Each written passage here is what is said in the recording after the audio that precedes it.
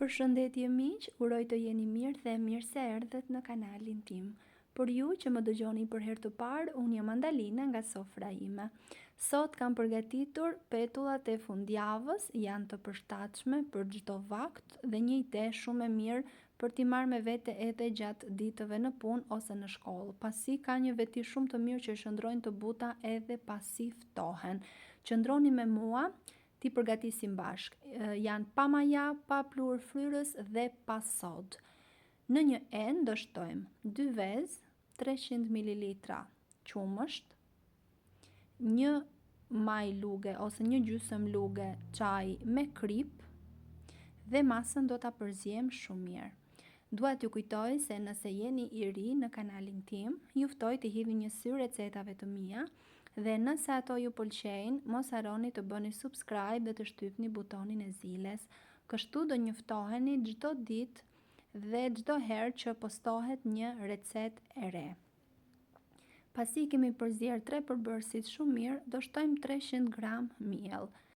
Nëse nuk jeni të sigurt se sa përthithës është mielli ose nëse nuk keni një peshore në shtëpi, mund ta shtoni atë pak e nga pak, duke e përzier dhe duke e parë me sy derisa të formohet kjo masë brumi që tregohet në video.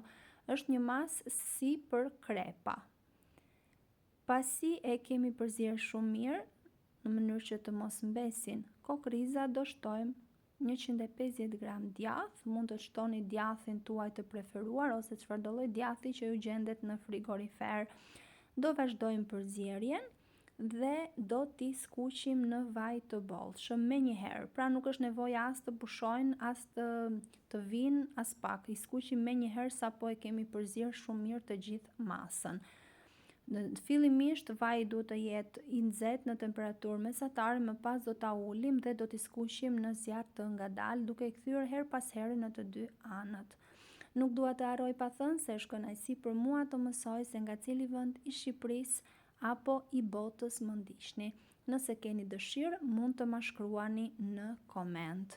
Pasi i kemi skuqur, i vendosim me një anë në një pjatë me letër kuzhine do ishte mira në mënyrë që të përthithin vajin që marrin dhe më pas i vendosim në pjatë dhe janë gati për t'i shijuar. Nëse i konsumoni të ngrohta janë akoma dhe më të mira, por qëndrojnë të buta edhe pasi ftohen. Si ju duket si recetë, nëse ju pëlqeu kjo video, për të më mbështetur mos harroni të bëni like dhe të lini përshtypjen tuaj në koment. Unë ju falenderoj për të gjithë kohën që kushtoni kanalit tim. Dëgjohemi në recetën e radhës. Faleminderit!